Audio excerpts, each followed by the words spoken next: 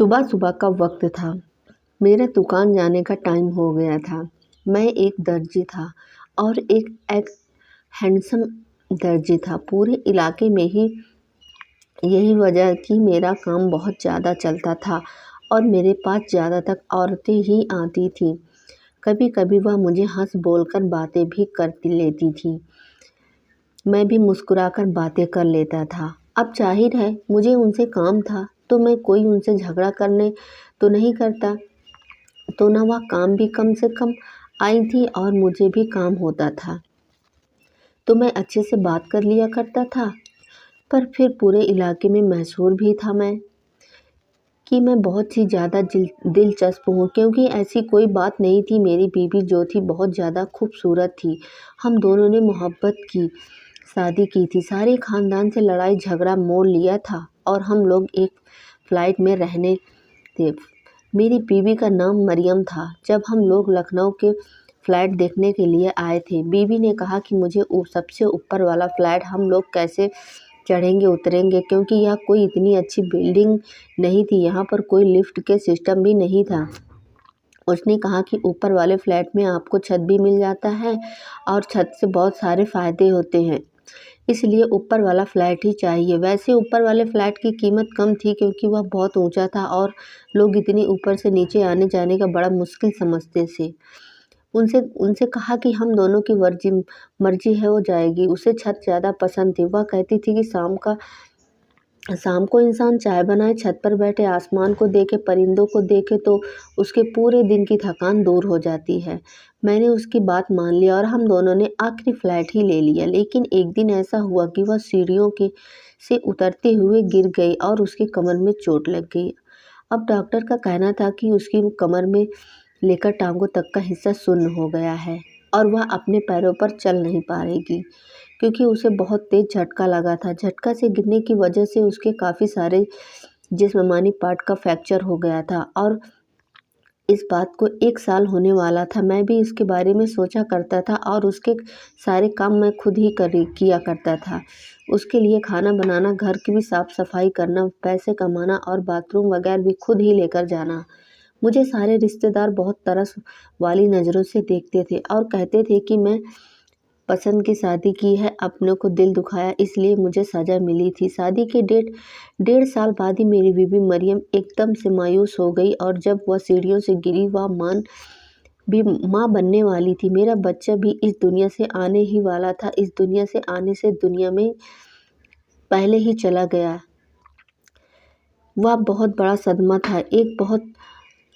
हम लोग बड़ी मुश्किल से फंस गए थे, लेकिन फिर भी बड़ी मुश्किल से खुशी से हमने इन सारे वक्त को गुजारा और इन सब बातों को 1 साल हो गया था। जब एक दिन मैं दुकान पर जाने लगा तो मेरी बीवी काम ही ख़त्म नहीं हो रहे थे। मैं इस बार बाथरूम में ले गया और उनसे कहा कि उसे फिर से जाना है और उसे ठीक से मुँह हाथ धोने हैं। फिर उसके पास मोबाइल फ़ोन रख जाता था कि अगर कोई मसला हो तो वह मुझे फ़ोन कर दे और मैं आ जाऊँगा। दुकान मेरी ज़्यादा दूर नहीं थी। दोपहर का खाना मैं भी उसके पास ही रख कर चला जाता था। दोपहर में मैं एक चक्कर लगाया करता था और उसके खाने पीने का इंतज़ाम भी मैं करके जाया करता था। फिर उसके बाद दोबारा दुकान पर चला जाता था और फिर रात को देर से आता था। वह बेचारी इस रूटीन के साथ चल रही थी और उसको मेरे लिए इतना कहना ही काफ़ी था कि मैं उसके लिए फिर भी बाथरूम ले गया और अब उसने कुछ इशारा किया। मैंने कहा कि अब क्या चाहिए? मैं ज़रा गुस्से से वह सहन सी गई थी। उसके इशारे का मतलब था कि वह लिपस्टिक लगाना चाहती थी। उसके होंठ पर लिपस्टिक लगाई। मैंने उसे शीशा दिखाया और वह शीशे में देखती हुई लिपस्टिक लगाने लगी। मैंने उसकी तारीफ़ की और मैंने कहा कि बहुत खूबसूरत है मेरी प्यारी बीवी। उसने कहा कि तभी तो आपकी बीवी को नज़र लग गई है। मैंने कहा कि नहीं, सब कुछ ठीक हो जाएगा। मैं एक मर्द था, मेरी बीवी मंजूर थी। मैं एक घर के काम भी करता था, पैसे भी कमाता था, लेकिन फिर भी अल्लाह ने मुझे इतनी हिम्मत दी थी, मैंने अपनी बीवी को कभी ताना नहीं दिया। इस 1 साल में मैंने उसके साथ कभी लड़ाई झगड़ा नहीं किया। मैं उसका इलाज भी करवा रहा था। मेरी ज़िंदगी में सब कुछ ठीक था और अपनी दुकान पर चला गया। फिर मैंने उसे लड़की को देखा जो मेरी दुकान पर आई। मैंने उसे पहले ही नज़र देखा था शायद। वह इस मोहल्ले में नई आई थी। वह लड़की बहुत ही ज़्यादा खूबसूरत जवान थी और दुबली-पतली सी थी। उसका नाम नंदिनी था।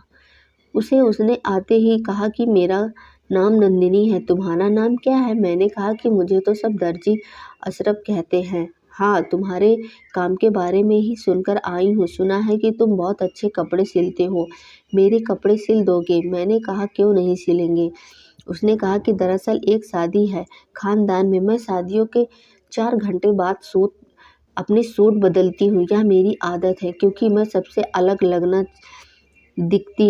दिखनी चाहिए। इसलिए मुझे कोई 12 से 13 सूट सिलवाने हैं 20 दिन के अंदर। क्या तुम सिल दोगे? उसने कहा कि क्या तुम इतने सूट आसानी से ही सिल दोगे? मैंने कहा कि हाँ, लेकिन अर्जेंट काम के पैसे थोड़े ज़्यादा लगेंगे।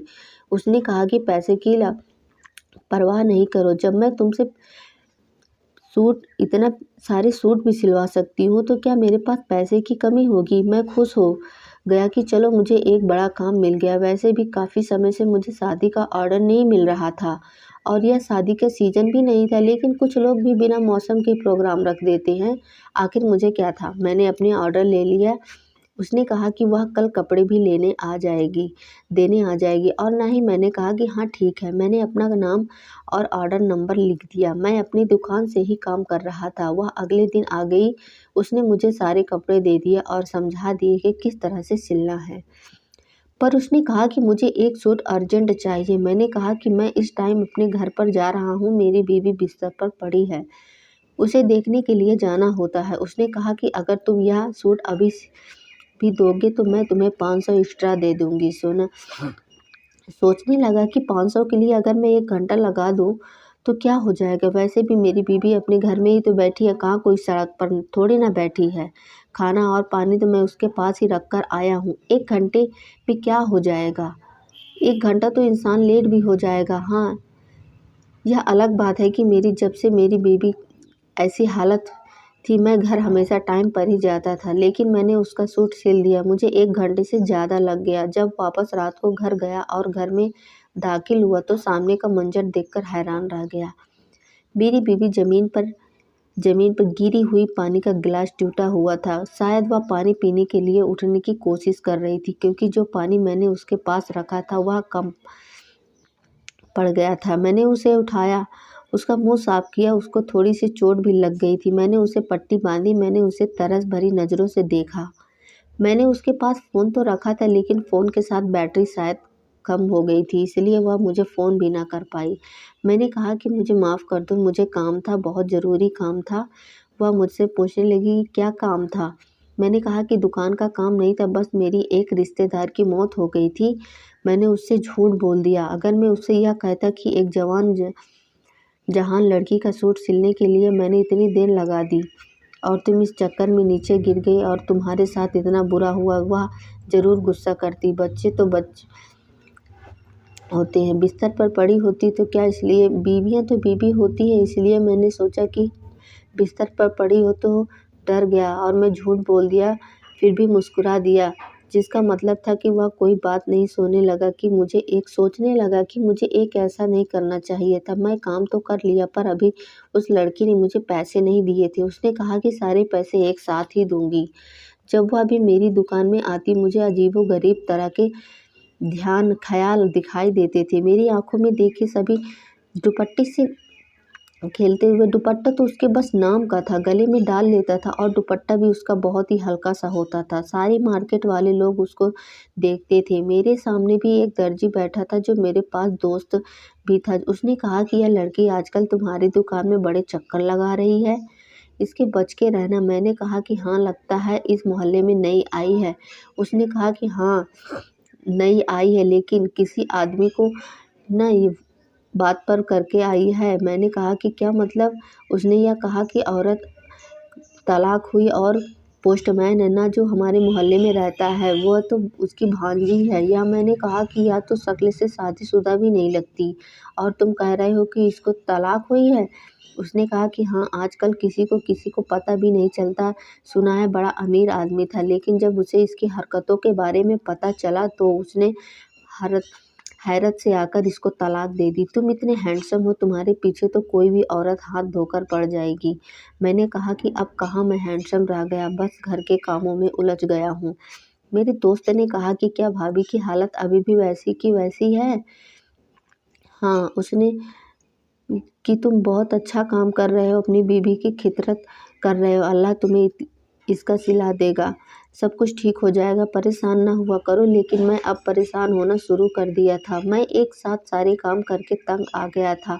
अब मेरी बीवी ठीक हो होती कि नहीं होती वह भी मुझे नहीं पता। वह भी नौकरी करती थी, घर में भी संभालती थी और पैसे भी कमाती थी। वह बिल्कुल नहीं थकती थी।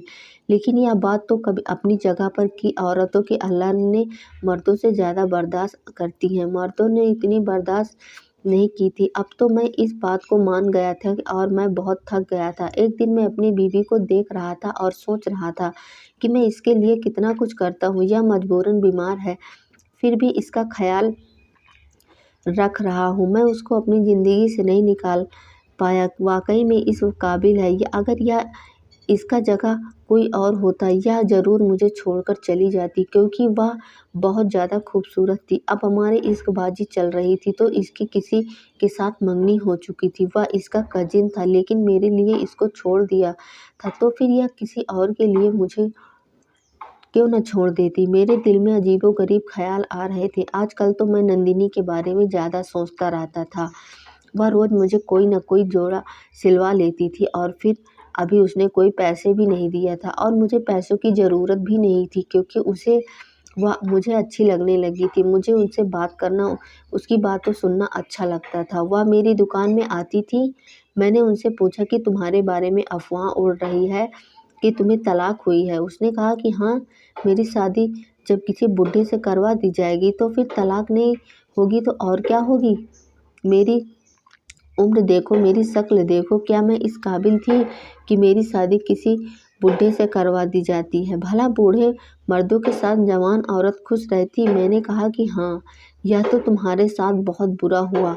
उसने कहा कि मेरी किस्मत अच्छी थी कि मुझे तलाक हो गई, अगर नहीं होती तो मैं बहुत बदकिस्मत होती। मैंने कहा कि फिर अब आगे क्या इरादा है, सारी ज़िंदगी अकेले गुजारोगे?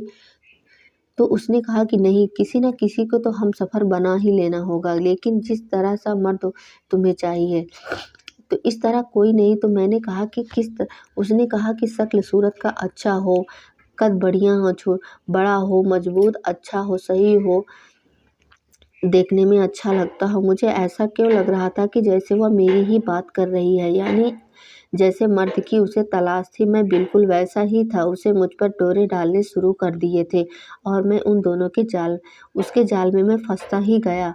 भूल गया कि इसके पहले ही मैंने कुछ कच्चे धागों को बांध रखा है। वह कच्चे धागे मेरी मोहब्बत थी।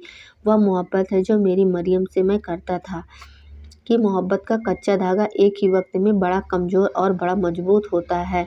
मजबूत इतना है कि जमाने वाले मिलकर भी उसे तोड़ने की कोशिश करें तो टूटता नहीं है, लेकिन कमज़ोर उतना होता है कि कभी-कभी बदनामी से फ़ौरन ही टूट जाता है। मैं अब घर जाता तो मुझे मेरी बीवी पर गुस्सा आता। मुझे वह बुरी लगने लगी थी। मैं उसकी फरमाइशों से तंग आ गया था। एक दिन एक मोहल्ले वाली औरत आई तो कुछ खाने-पीने की चीज़ लेकर आई थी। मैंने कहा कि आप लोगों पर ऊपर क्यों नहीं आते? उसने कहा कि अब आपकी ऊपर वाली मंजिल पर कौन चढ़े? आपकी बीवी भी तो सीढ़ियों से गिरकर इस हालत तक पहुँच गई। मैंने कहा कि अरे उसके लिए दुआ करो, अल्लाह करे वह सब ठीक हो जाए। उस औरत ने कहा कि ऐसी लोग ठीक नहीं होती। मेरी एक बहन के साथ भी यही हुआ था। 18 साल बिस्तर पर पड़ी रही और उसके बाद मैंने कहा कि क्या उसके बाद वो ठीक हो गई? नहीं, उसके बाद इस दुनिया से वह चली गई। मैं तो यह सुनकर ज़्यादा मायूस हो गया। क्या मैं सारी ज़िंदगी अपनी बीमार बीवी की खिदमत करते-करते ही गुजार दूँगा? वाक़ई उसको दूसरा साल शुरू हो चुका था, लेकिन अभी तक बिल्कुल भी ठीक नहीं हुई। डॉक्टरों से भी कोई खबर नहीं सुनाई थी। मैं उसे हर महीने डॉक्टर के पास ले जाया करता था। एक दिन मुझे चाँदनी ने अपने दिल की बात कह दी। उसने कहा कि मैं तुम्हें पसंद करती हूँ नंदिनी, तुमसे शादी करना चाहती हूँ। मैं उसी बेबी के बारे में पहले ही सब कुछ बता चुका हूँ। मैंने उस अपनी बीवी की तस्वीर भी दिखाई, तब उसने कहा कि वह बहुत खूबसूरत है। उसने कहा कि देखो, तुम्हारी ना तो शक्ल है और ना ही उम्र है। यह सब करने की क्या तुम सारी ज़िंदगी अपनी बीवी की खिदमत ही करते रहोगे, उसकी गंदगी ही साफ करते रहोगे? मेरे साथ साथ चलो, हम दोनों भागकर शादी कर लेते हैं। मैं अपने साथ इतनी सारी दौलत ले आई हूँ कि हमें कोई मसला नहीं होगा। किसी और शहर में जाकर तुम अपनी दुकान बना लेना, मैं घर संभालूंगी। तुम दुकान संभालना, तुम्हारे साथ में हुनर है, यह हुनर तो तुम कहीं भी इस्तेमाल कर सकते हो। मैंने कहा कि पर मेरी बीवी का क्या होगा? उसे ऐसे ही छोड़कर तो नहीं जा सकता। उसने कहा कि क्यों नहीं जा सकते? अपनी बीवी से छुटकारा कैसे हासिल करना, यह तुम्हारा काम है। मैं तुम्हारे साथ भाग जाने को तैयार हूँ। उसकी बात सुनकर मैं सोच में पड़ गया और मेरे दिमाग में एक ही आइडिया आ गया। मैंने कहा कि मेरी बीवी ना तो चल सकती है, ना ही उठ सकती है, और यह बीमार है। ऐसे ही मैंने उसके लिए जो करना था कर लिया। शायद अब उसको भी छुटकारा की ज़रूरत है। एक दिन मैं उसे अपने साथ छत पर ले गया। व्हील चेयर के ऊपर बैठाया हुआ था। उसको मैंने वहीं खुश भी थी कि चलो आज उसे आसमान नज़र आ जाएगा। बड़ी मुश्किल से मैं उसके ऊपर लेकर गया, लेकिन वह यह देखकर हैरान रह गई कि यह कोई शाम का वक्त नहीं था, बल्कि तपती दोपहर थी। वह मुझसे कहने लगी कि नीचे चलो, बहुत गर्मी है, ऊपर तो बड़ी तेज़ धूप है। मैंने कहा कि क्यों, तुम्हें तो छत बड़ी पसंद थी, तुम्हें तो धूप पसंद थी, तुम आसमान को देखना चाहती थी। अब यहीं पर बैठो और मैं जा रहा हूँ। मैं नीचे नहीं जा रही हूँ, बल्कि मैं अपनी ज़िंदगी से नीचे जा रहा हूँ। मैं तुम्हारी खिदमत एक करके तंग आ गया हूँ। क्या तुम चाहती हो फिर सारी ज़िंदगी तुम्हारे काम करता रहूँ, तुम्हारा गुलाम बना रहूँ, तुम्हारा नौकर बन जाऊँ? मेरी शक्ल देखो, तुम जैसी एक नहीं 10 औरतें मिल सकती हैं। मुझे तो सिर्फ फिर क्यों अपनी ज़िंदगी तुम्हारे साथ ख़राब करूँ? मुझे माफ़ कर देना, इतना मैं तुम्हारे लिए कर दिया, इससे ज़्यादा नहीं कर सकता। अगर तुम अपने पैरों में खड़ी हो जाती तो शायद हमारी ज़िंदगी में सब कुछ ठीक हो जाता, लेकिन तुम्हारे ठीक होने की कोई उम्मीद नहीं है। मेरी डॉक्टर से बात हुई है, मेरी बीवी परेशान होने लगी। मैंने कहा कि तुम यहीं पर बैठी पड़ी रहोगी, 3-4 दिन के बाद तुम्हारी ज़िंदगी के निजात मिल जाएंगी। जब तक लोगों को पता चलेगा तुम इस दुनिया से नहीं रहोगे। अब तक मैं यहाँ से कहीं दूर चला जाऊँगा। एक लड़की है जिससे मैं मोहब्बत करता हूँ, बस उसी के साथ जा रहा हूँ। मैं व्हील चेयर को लॉक कर दिया था, अब वह व्हील चेयर को घुमा भी नहीं सकती थी। वैसे भी उसका एक हाथ पैर काम करना बंद हो गया था। वह भी अभी तभी से धीमी आवाज़ से चिल्लाने लगी, मुझे पुकारने लगी, पर मैंने पलटकर नहीं देखा। जैसे ही मैं सीढ़ियों से नीचे उतरने लगा, मेरा भी इतनी बुरी तरह से पैर फिसला कि मैं सीढ़ियों से नीचे आ गिरा। मुझे अपना पूरा जिस्म महसूस की नहीं हो रहा था, सिर्फ अपना एक हाथ महसूस हो रहा था और मैं आखिरी सीढ़ी के पास पड़ा हुआ था। मैं चिल्ला चिल्ला कर लोगों को बुलाने की कोशिश की, लेकिन कोई भी मेरी आवाज़ नहीं सुन रहा था। 4 से 5 घंटे इसी तरह गुजर गए। मैं वहीं पर पड़ा रहा, किसी से मदद के इंतज़ार में। मेरा फ़ोन भी मेरे पास नहीं आया। तभी मैंने देखा कि ऊपर वाली सीढ़ी से कोई नीचे आ रहा है, और मैं यह देखकर हैरान रह गया कि और कोई नहीं बल्कि मेरी बीवी थी। जब मेरी बीवी की जान बच लेने के लिए मैं उसे ऊपर छोड़ आया था, इस दुनिया से चली जाएगी और यहीं पड़े-पड़े उसकी मौत हो जाएगी, तो उसने अपनी आखिरी ताकत को इस्तेमाल किया, जिसको विल पावर कहते हैं, और वह अपने कदमों पर खड़ी हो गई। वह खुद चलकर नीचे आ रही थी, लड़खड़ाते कदमों के साथ अपनी जान बचाने के लिए। लेकिन जब उसने मुझे देखा कि मैं भी सीढ़ी के नीचे भी पड़ा हूँ और मेरी हालत बहुत बुरी है, तो वह फ़ौरन मेरी तरफ बढ़ी, मुझे उठाने की कोशिश करने लगी। मुझे समझ आ गया कि मेरे साथ क्या हुआ है। मेरे साथ उल्टा हो गया था। जो मैं उसके साथ करना चाहता था वह मेरे साथ हो गया, और वह मेरी हालत पर आ गई और मैं उसकी हालत पर चला गया। उसने मुझे शिकायत भरी नज़रों से देखा, जैसे वह मुझे कभी माफ़ नहीं करेगी। पर वह माफ़ करती भी तो क्यों? उसकी जान लेने वाला वह वहाँ से चली गई। मैं उसे बुलाता रहा, चिल्लाता रहा, मरियम, मरियम, मरियम, मेरी मदद करो, मेरी मदद करो मरियम। लेकिन वह वहाँ से ऐसे गई जैसे पलट कर नहीं देखेगी, और थोड़ी देर बाद एम्बुलेंस वाले आ गए। शायद मरियम ने ही उसको फ़ोन किया था। वह मेरी जैसी मेरी मरियम नहीं थी। वह चाहती थी मुझे वहाँ छोड़कर हमेशा के लिए जा सकती थी, लेकिन उसने उन लोगों को बुलाया था। वह लोग मुझे डॉक्टर के पास लेकर डॉक्टर ने यही कहा कि मेरा आधा हिस्सा शून्य हो गया है और एक हाथ भी, यानी अब ना मैं तो काम कर सकता हूँ और ना ही उठकर चल सकता हूँ। मरियम ने मेरा ख्याल रखना शुरू कर दिया जैसे मैं उसका ख्याल रखता था और मुझे कोई बात नहीं करती थी। मुझसे उससे माफ़ी मांगना चाहता था पर वह बोलती नहीं थी और वह दिन रात मेरा ख्याल रखती थी। वह फिर से नौकरी भी करने लगी और मैं आज भी हैरान हूँ कि कैसे एक पल में हम दोनों की ज़िंदगी एक दूसरे के साथ पलट गई। मैंने मोहब्बत करने वाली बीवी को खो दिया और वह एक अच्छी इंसान थी जिसे अभी भी मुझे मेरे हाल पर नहीं छोड़ा। बस दिन रात मुझसे माफ़ी ही माँग मैं उससे माफ़ी माँग सकता हूँ लेकिन शायद वह मुझे कभी माफ़ नहीं करेगी। मैं उसके साथ सिर्फ बेवफ़ाई नहीं की बल्कि उसकी मैं जान लेना चाहता था। आप लोगों को मेरे लिए दुआ करो कि मेरी बीवी मुझे माफ़ कर दे। मैं अपने किए पर बहुत शर्मिंदा हूँ और मैं यह आप लोगों से गुज़ारिश करता हूँ कि कभी भी किसी हाल में अपने हमसफ़र का हाथ ना छोड़ें क्योंकि वही आपके साथ हर हाल में खड़े रहते हैं। तो दोस्तों, ये कैसी लगी हमारी कहानी? अच्छी लगी हो तो प्लीज़ इसे लाइक करें, शेयर करें और हमको अपनी राय ज़रूर कमेंट बॉक्स में दीजिए। अच्छी-अच्छी कहानी सुनने के लिए मेरे चैनल को आप लोग सब्सक्राइब कर लीजिए और तब तक के लिए मेरी तरफ से प्यार भरा आप लोगों को धन्यवाद।